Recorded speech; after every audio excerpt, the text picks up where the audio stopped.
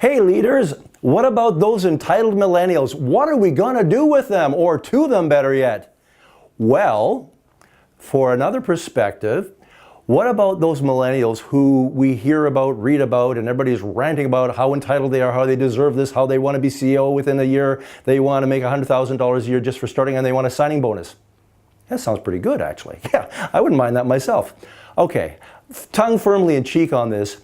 I think that we, my generation boomers, if you're watching and you can relate to this, or even the X's, basically think of yourself as leadership and management. What I chuckle when I hear, I coach a lot of people, and when I hear a 38-year-old person talk about these kids that are coming in now, I look at them and go, yeah, kids?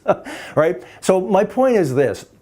What we're realizing in business today, and this is beyond the generational stuff, let's get past that, please, because I think that is actually doing more damage than good. The labeling is helpful to identify when someone was born and probably their general cohort, but quite frankly, I think it's creating a lot of friction and division within organizations.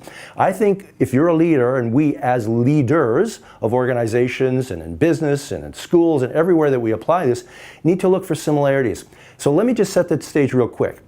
When you think back to where millennials, how millennials got to the point they're at today, if we talk about entitlement, it's what their parents did to them and what they raised them to believe. They raised them to believe that they deserve everything. Everybody gets a ribbon. You can do anything you want if you set your mind to it. Helicopter parents, right? There's all kinds of examples where we see parents stepping in to save little Johnny and Susie from the big, hard world. Well, you know what? Maybe you did that. Maybe you did it all too well. Maybe now they're out there thinking they deserve everything.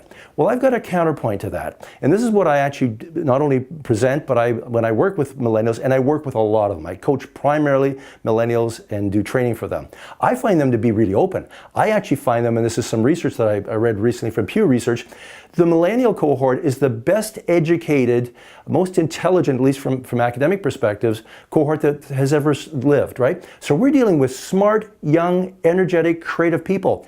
Wow, what an opportunity. How about we engage them? Rather than put them down and label them, maybe we create dialogue. Again, when I work with these people, we get along really well. We understand each other. I find them a fascinating source of information and fresh perspective. And when I respect them for their viewpoint, guess what? They ask me for mine, and they're actually interested, and they listen. Crazy me, some of them actually do what I say. Wow. Look, no different than when I was growing up. I looked to people that were older than me for direction, guidance, and advice. And I can still remember the ones that took me aside and really, we call it coaching now, but gave me advice, taught me. They're the ones that influenced my life. You have the opportunity to do that. I think here's a couple things that we need to do that will help break down these walls. First, set realistic expectations.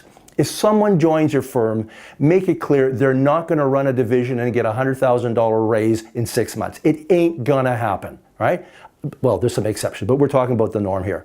Let them know what the career path and advancement is. Talk to them about the competencies of an entry, an intermediate, and a senior person.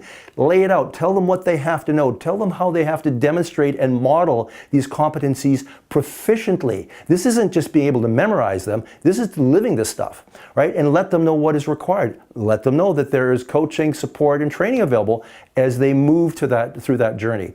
Give them reviews.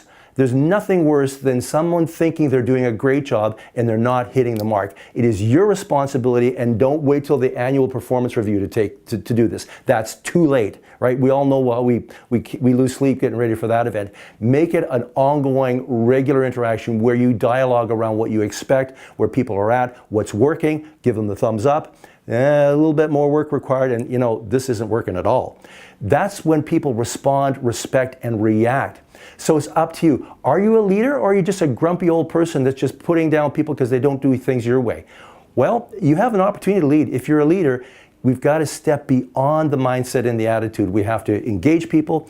We need to see this as an opportunity for our next generation of leaders to be developed, informed, and supported. I love working with millennials. I think they have got so much going, and quite frankly, they're our future. Why not invest in them, get to know them, build relationships, trust, and have impact? We'll all be the better off for it.